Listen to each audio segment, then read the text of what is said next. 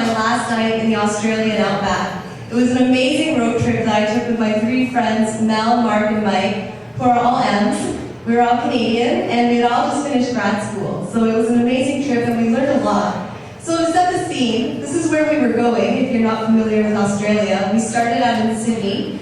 We drove as far north as Alice Springs, and then back down to Adelaide. It was 5,312 kilometers over 9 days. So it was probably the ultimate road trip, in my opinion.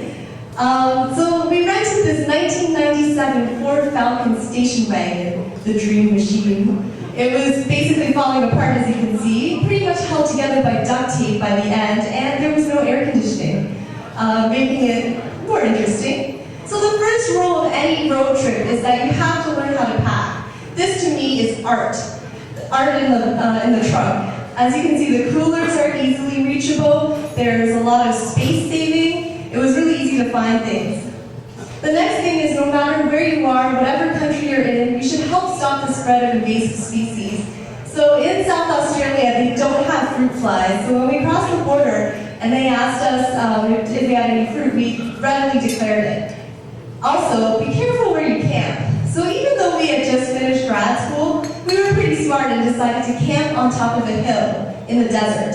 So as you can imagine, it was very windy, it was very cold, and it was hard to make dinner, as you can see in this picture. Also, despite all of that, we made sure to enjoy what was around us. While camping on that hill in the desert, I saw the moon rise for the first time in my life, and it was absolutely amazing. This picture does not do it justice. It completely lit up the entire sky. And sometimes you have to go backwards to go forwards.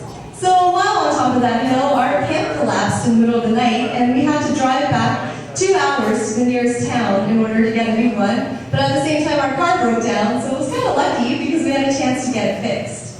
So you should also be adventurous. These pictures were taken in Cooper Pedy. 60% of the population lives underground, so we took the opportunity to camp underground as well as explore a hand-dug underground church.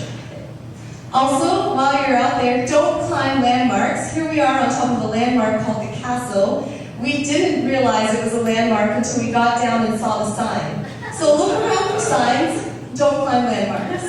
You might damage something. We also had to work a lot with what we had. We didn't always have time to make a good meal, so sometimes we would eat food straight out of the can. I recommend canned spaghetti, anything that's easy like that. My friends also really enjoyed ketchup and tuna sandwiches. Heat stroke was also really bad. On our hottest day, it was 58 degrees Celsius in the car, so we did take a break. Take a break. This is us taking a break, relaxing, trying to recharge. Also, be patient. On any road trip I've ever been on, there's always that friend who takes forever. That was our friend Mark. In this case, we spent a lot of time in the car waiting for him, and we took a lot of pictures like this. Be patient, just enjoy, let them do their thing. And while you're at it, enjoy the sceneries. These are a couple pictures on my trip. There's one in Cooper Pedy, one in Kings Canyon, and one outside of Uluru or Ayers Rock. And we took every moment to hike and explore, so be prepared to do that, just enjoy. And we also enjoyed a lot of the wildlife while we were out there. There are some wild emu. There are 100,000 wild camels in the desert in Australia, so we saw some of those. And of course, wild kangaroo. And while we were there, you have to tolerate the insects. That black dot on my forehead is in fact a fly. Those things are annoying. They sit on your eyeball. They love sitting on your eyeball. At this point, I just didn't care anymore, so I was having too good a time. So sometimes you just have to tolerate them. Don't ever, ever, ever leave chocolate in the car, especially not in the desert like my friend Mark did. I was in the front seat when it happened, so of course I got stuck cleaning it up. It is really messy. Don't ever, ever leave chocolate in the car. Also, don't sneak around. Having just finished grad school, we were a little short on cash, so we often said that there were 2 people camping instead of 4. And one time we got caught. It wasn't pretty. We apologized profusely. Don't ever do that. Also, sometimes you have to be resourceful. As I mentioned, the 1997 Ford Falcon wasn't really holding itself together. We used some duct tape to keep the inside of the car up, and when that failed, we later resorted to popsicle sticks, which were quite effective. So you have to use what's around you. Most importantly, have fun. This was an amazing trip. This picture is outside the Ogas with my friends.